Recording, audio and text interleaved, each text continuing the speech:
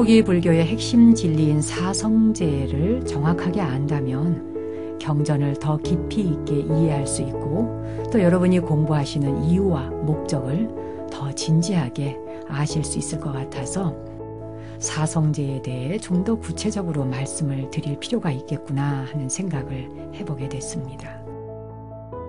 괴로움의 본질, 부처님께서는 그 고통을 무엇이라고 바라보시고 또 뭐라고 가르쳐 주셨는지 오늘은 사성제 가운데 그 첫 번째 진리인 고성제에 대해서 좀 더 언급을 해보려고 합니다.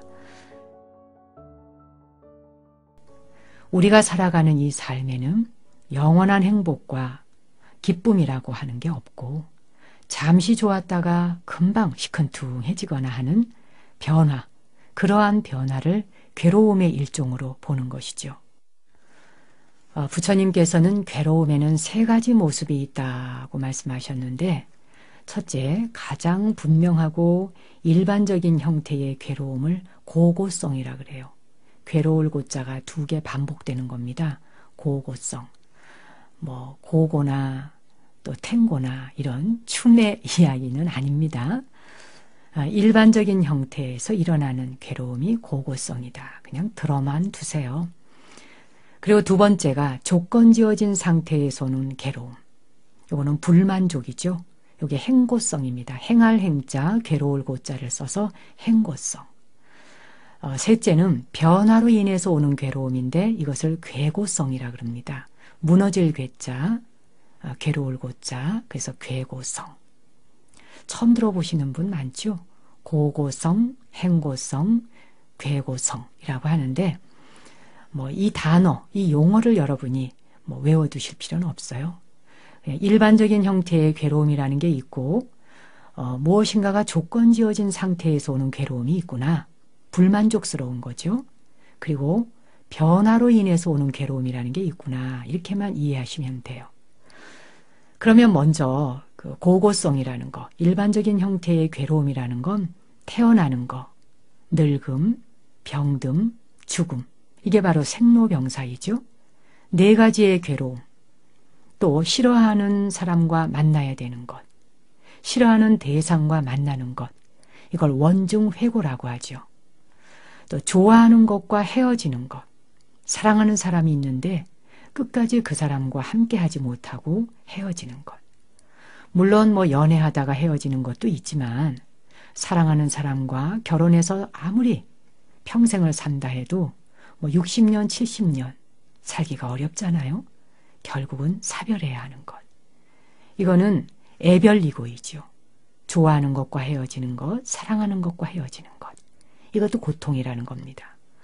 또 바라는 것을 얻지 못하는 것. 그것도 괴로움이죠. 구부득고라고 합니다. 구하는데, 바라는데 그게 내 생각처럼 내 뜻대로 이루어지지 않아요. 그 또한 고통이죠. 여러분도 이런 정신적, 육체적 괴로움을 많이 겪지 않습니까? 그리고 5가지 집합되어진 것, 색수상행식, 그 5는 모두 고통이다.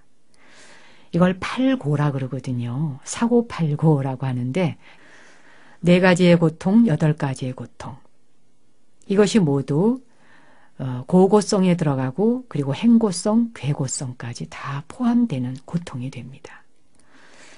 이런 사실들을 이해하기 위해서 과학이 꼭 필요한 건 아니잖아요. 우리가 살면서 겪고 있는 일이니까요. 그래서 부처님께서는 간단히 말해서 오온에 집착하는 것 자체가 괴로움이다. 무엇이 괴로움입니까? 라고 묻는다면 오온에 집착하는 것이 괴로움이다. 불교에서 가장 중요한 용어, 가장 중요한 단어 중에 하나가 바로 이 오온입니다. 오온을 알면 수행의 시작이자 끝이자 또 오온을 완성하면 그것이 깨달음의 완성이다. 이렇게 생각하실 수 있거든요. 오온이라고 하는 단어가 낯설지 모르지만 5가지 더러운 덩어리, 5가지의 더러운 집착, 덩어리, 묶음, 다발 이렇게 생각하시면 되겠습니다. 중생은 이 오온의 결합으로 이루어져 있다 그러셨거든요. 우리는 5가지의 덩어리, 묶음, 그 다발로 이루어진 생명체라는 거예요. 그래서 부처님께서 비구들아, 괴로움이란 무엇인가? 그것은 오온에 대한 집착이다. 이렇게 표현하셨죠. 그래서 언젠가도 말씀드렸듯이 많은 사람들이 이 부분을 잘못 오해하고 불교는 왜 괴로움밖에 말하는 게 없느냐. 아니 이 생애가 행복하고 즐겁고 기쁜 것도 얼마나 많은데 왜 하필이면 그렇게 돌아보고 싶지 않은 괴로움, 고통 그것만 말하느냐. 인생이 괴로운 것밖에 없느냐. 이렇게 반문하시는 분들이 더러 있다 하는 이야기를 했습니다. 자, 그렇다면 괴로움에 대한 불교의 설명 오늘 한번 들어보시죠.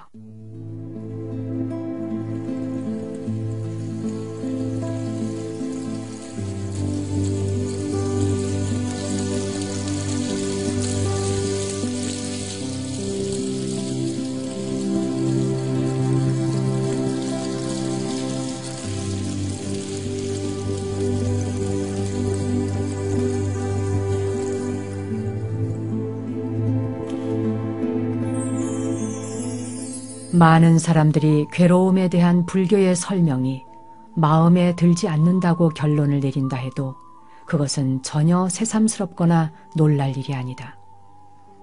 부처님께서 지적했듯이 모든 존재는 즐거움과 기쁨을 열망한다. 그들은 불쾌함과 기쁘지 않은 것을 몹시 싫어한다. 슬픔에 젖어 있는 사람들은 즐거움을 찾고 이미 행복한 사람들도 점점 더 많은 행복을 추구한다. 그러나 불교의 인생관과 세계관이 암울하고 불교도들은 정신적으로 열등하다고 생각하는 것은 잘못이다. 결코 그렇지 않다. 그들은 미소를 지으며 인생을 살아간다. 삶의 진실한 본질을 이해한 사람이 가장 행복한 사람인 것이다. 사물의 무상함 때문에 당황하거나 하지 않기 때문이다. 그들은 사물을 있는 그대로 보려고 노력하고 주관적으로 판단하지 않는다. 늙음, 병듦, 죽음과 같은 인생의 현실적인 문제들을 만나면 사람들은 갈등을 겪게 마련이다. 그러나 용감하게 그것들과 맞설 준비가 되어 있을 때는 좌절하거나 실망하지 않는다. 이렇게 인생을 바라보는 것은 염세적인 것도 아니며 낙천적인 것도 아니다. 바로 사실적인 관점에서 인생을 바라보는 것이다. 사물 속에 내재하고 있는 불안의 원리, 즉 괴로움이라고 하는 고유한 성질을 무시하는 사람은 삶의 변화에 직면했을 때 당황할 수밖에 없다. 왜냐하면 그는 사물을 있는 그대로 보도록 마음을 훈련하지 않았기 때문이다. 즐거움이 계속되리라고 생각하는 사람은 자신의 기대와 정반대로 일이 전개될 때 더 많은 괴로움을 느끼는 것이다. 그러므로 인생과 인생에 관련된 일들에 대해 초연함을 닦을 필요가 있다. 초연함은 좌절과 실망과 정신적인 고통을 일으키지 않는다. 한 가지 일이나 또 다른 일에 매달리지 않고 그것이 그저 지나가도록 내버려 두기 때문이다.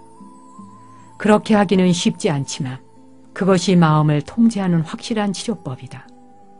집착하는 마음을 뿌리째 뽑지 않는다면 불만족이 항상 따라다닐 것이다. 부처님은 괴로움을 괴로움으로 보고 행복을 행복으로 본다. 그래서 우주의 모든 즐거움도 다른 조건 지어진 모든 것들과 마찬가지로 덧없는 것이라고 설명하신 것이다. 그는 사람들에게 덧없는 즐거움에 대해 너무 집착하지 말라고 경고한다. 즐거움도 조만간 불만을 초래할 것이기 때문이다. 초연함이 염세주의와 낙천주의를 치유하는 가장 좋은 해독제이다. 초연함은 평등한 마음이지 무뚝뚝한 무관심이 아닌 것이다. 이것은 고요하고 집중된 마음의 결과인 것이다. 인생의 변화에 직면했을 때 마음에 혼란이 오지 않는다는 것은 어려운 일이다. 그러나 초연함을 닦는 사람은 당황하지 않는 것이다.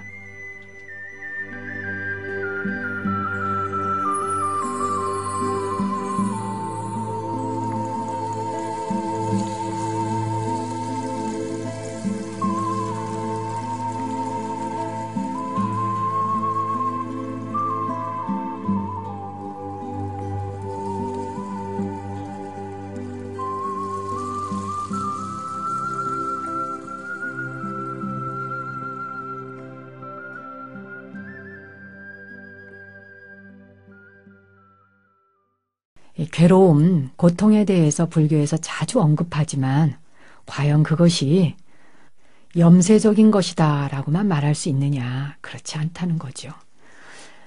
오온에 대해서 말씀을 드렸는데요.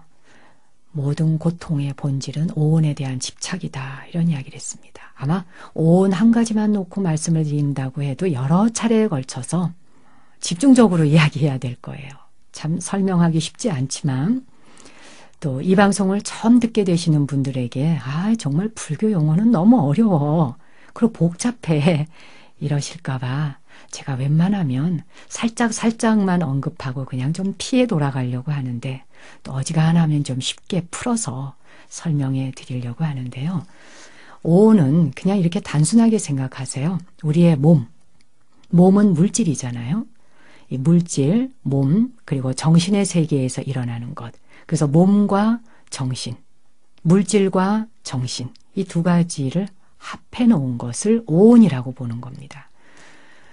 그걸 5가지 요소니까 색수상행식이라고 이렇게 표현하고 있죠. 바로 색은 물질의 집합체죠. 몸뚱이뿐만 아니라 우리 눈에 보이는 모든 사물은 다 색입니다. 물질의 집합체. 그 다음에 수상행식, 이 5가지는 정신적인 집합체인데요. 수라고 하는 건 감각의 집합체이죠. 느낌. 그리고 상은 지각의 집합체예요. 그 다음에 행은 의지에 의한 것이죠. 우리가 뭔가 의지가 없이는 아무 행동도 일어나지 않죠. 의지가 있을 때 비로소 행동을 옮기게 됩니다. 그래서 불가에서는 의지를 가지고 있느냐 없느냐로서 업이 되느냐 안 되느냐를 알게 되거든요. 내가 무엇인가를 하고자 의지를 세웠을 때 그 의지는 선업을 만들기도 하고 악업을 만들기도 하거든요. 하지만 의지가 포함되지 않은 것은 업이 되지 않습니다. 이건 행이에요. 그 다음 마지막 식은 의식의 집합체인데 아주 중요한 것입니다. 이렇게 색수상 행식 5가지가 오온에 해당하고 이 오온에 집착하는 것이 고통이다. 오온 가운데 그러나 영원한 것이 있던가요? 우리 몸, 그 밖의 모든 물질, 한 번 탄생한 것은 소멸되지 않고 변화하지 않고 영원히 그 자리에 있던가요? 그것이 바위라 한들, 하늘이라 한들, 허공이라 한들 말입니다.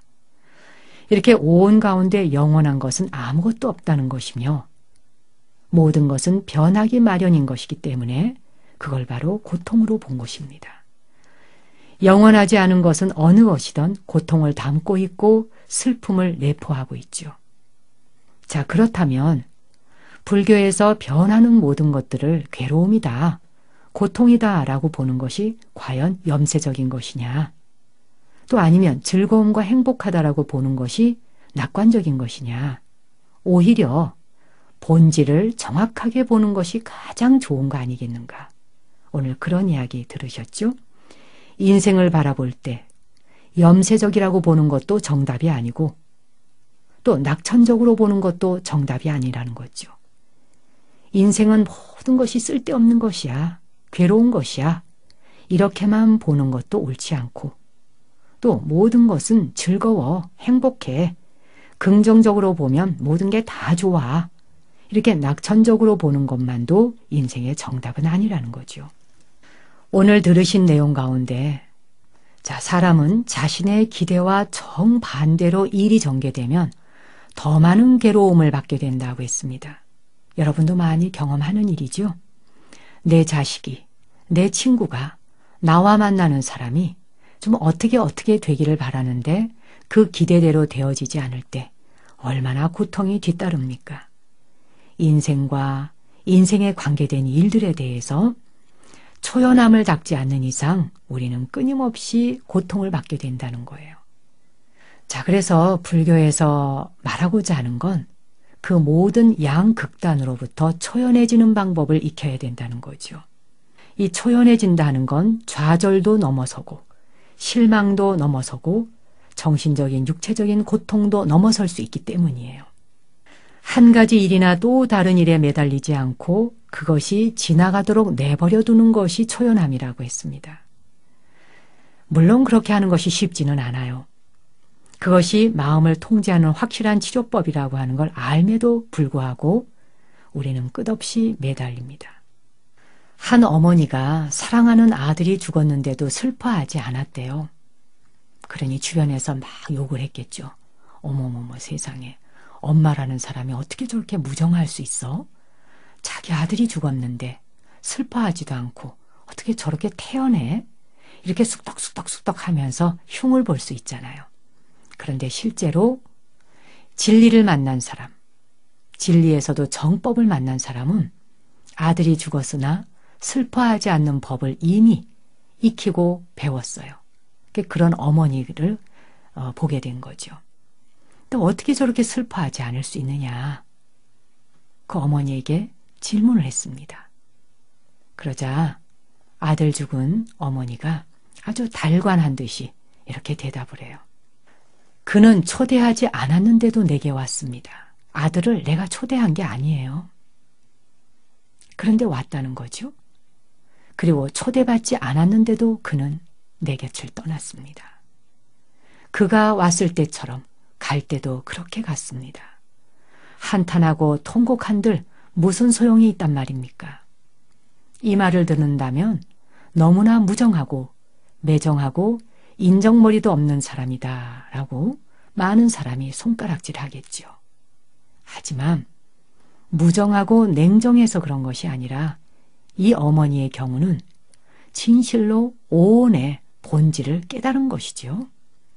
오온이라는 것은 집착할 것도 없는 것이며 변하는 것이다 하는 걸 이미 알고 있는 것입니다.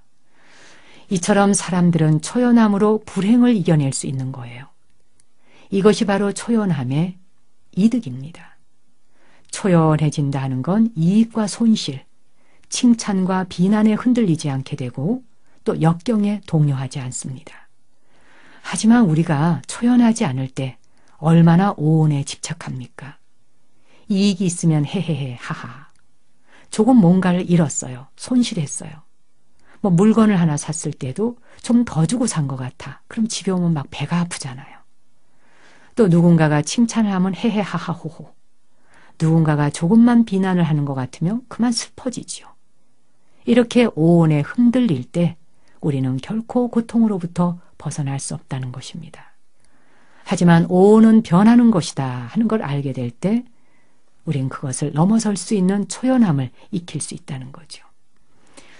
이러한 마음의 구조는 올바른 견해이고 그러한 견해로 이 세상을 바라볼 때 고통으로부터 벗어날 수 있다는 거예요. 그게 바로 정견이죠. 이와 같이 고요하고 평등한 마음이 인간을 괴로움으로부터 깨달음으로 이끌고 해탈로 이끌어주는 겁니다. 얼마나 멋집니까? 이 순간 대단한 기쁨을 가져다 주었던 것이 다음 순간에는 실망의 원천으로 바뀌잖아요. 즐거움이란 금세 끝나버리고 결코 지속되지 않는데 감각 기능의 단순한 만족을 우리는 즐거움이다, 기쁨이다 라고 부르죠. 하지만 엄밀한 의미에서 그런 만족은 행복이라고 말할 수 없습니다. 그러니 기쁨 또한 괴로움이라고 봤던 것이죠. 기쁨도 일시적이니까요. 이렇게 삶의 진실한 본질을 바로 보게 된다면 진정으로 그런 사람이 행복한 사람인 거죠. 우리가 삶의 진실을 외면한다면 끝없이 불행 속으로 걸어 들어가게 될 겁니다. 우리 육체를 포함한 모든 사물들의 무상함을 깨닫는다면 결코 어떤 일이 닥쳐와도 당황하지 않겠죠? 또 괴로워하지 않겠죠?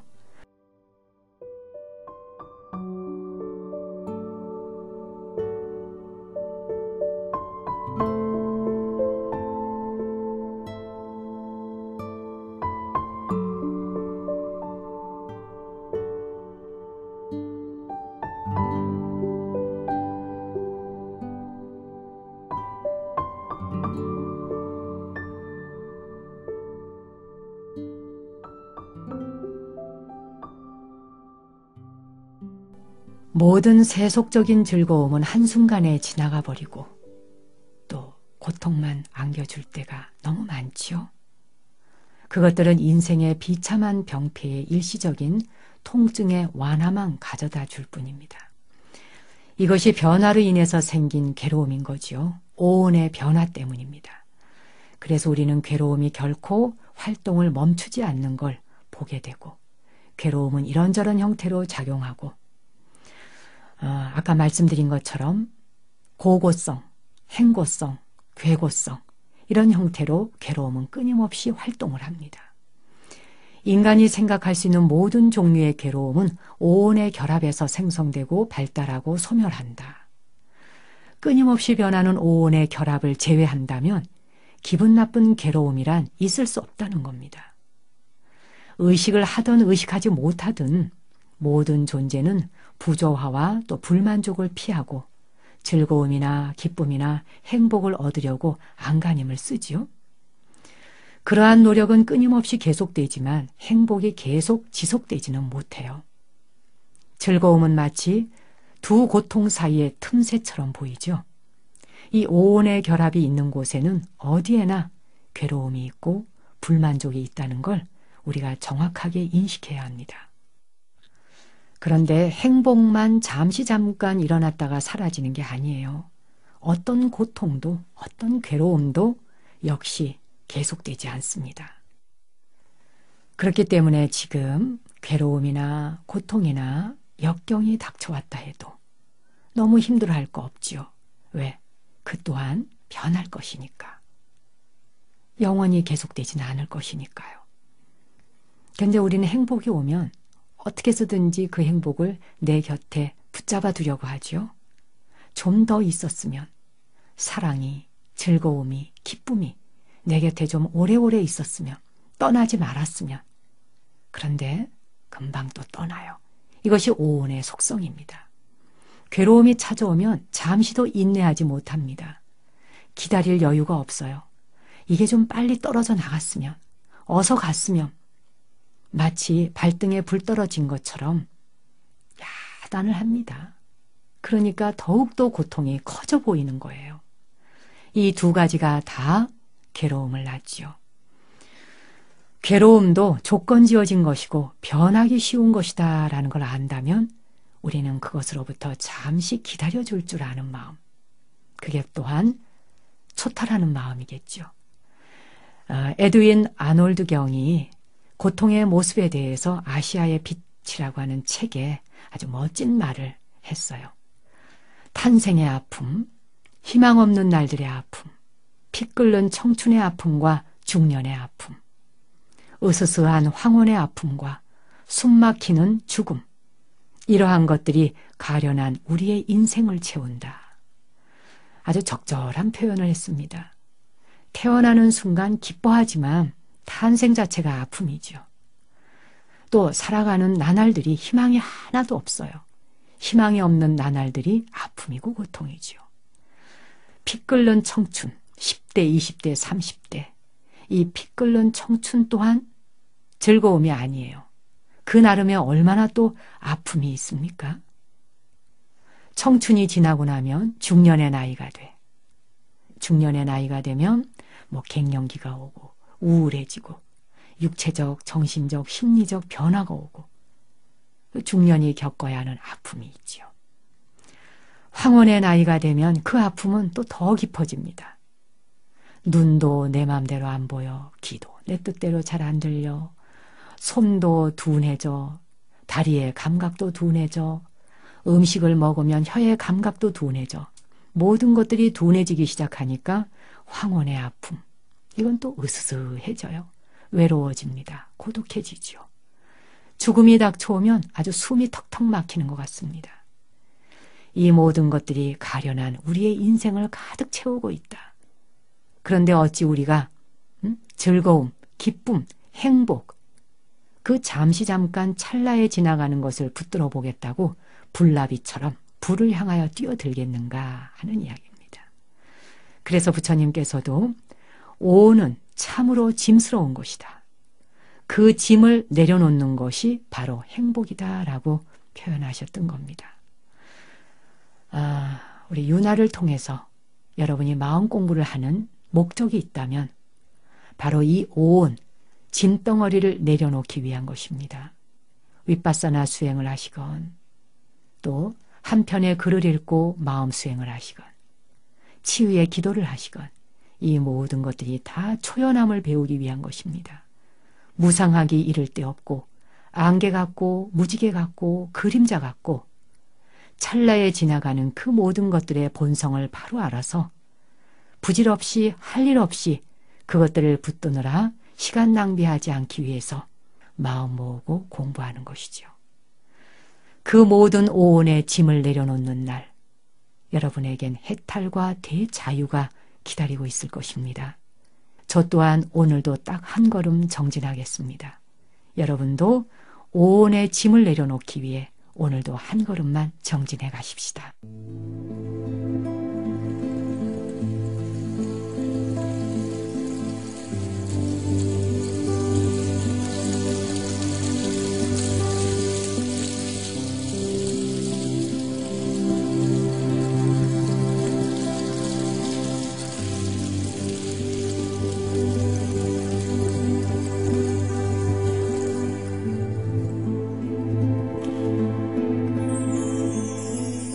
많은 사람들이 괴로움에 대한 불교의 설명이 마음에 들지 않는다고 결론을 내린다 해도 그것은 전혀 새삼스럽거나 놀랄 일이 아니다.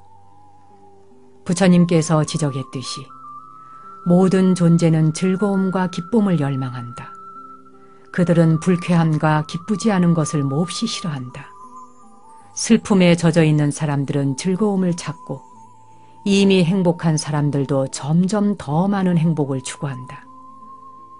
그러나 불교의 인생관과 세계관이 암울하고 불교도들은 정신적으로 열등하다고 생각하는 것은 잘못이다. 결코 그렇지 않다.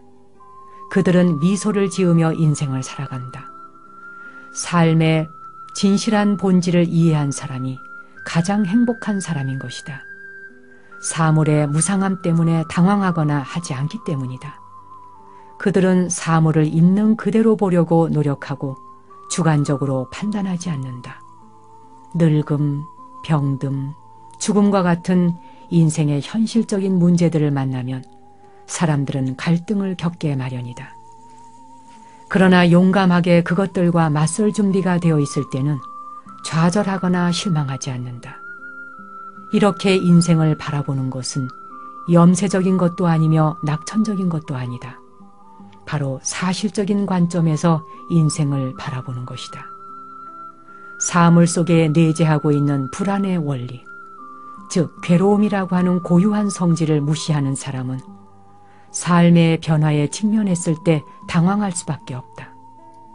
왜냐하면 그는 사물을 있는 그대로 보도록 마음을 훈련하지 않았기 때문이다. 즐거움이 계속되리라고 생각하는 사람은 자신의 기대와 정반대로 일이 전개될 때 더 많은 괴로움을 느끼는 것이다. 그러므로 인생과 인생에 관련된 일들에 대해 초연함을 닦을 필요가 있다. 초연함은 좌절과 실망과 정신적인 고통을 일으키지 않는다. 한 가지 일이나 또 다른 일에 매달리지 않고 그것이 그저 지나가도록 내버려 두기 때문이다. 그렇게 하기는 쉽지 않지만 그것이 마음을 통제하는 확실한 치료법이다. 집착하는 마음을 뿌리째 뽑지 않는다면 불만족이 항상 따라다닐 것이다. 부처님은 괴로움을 괴로움으로 보고 행복을 행복으로 본다. 그래서 우주의 모든 즐거움도 다른 조건 지어진 모든 것들과 마찬가지로 덧없는 것이라고 설명하신 것이다.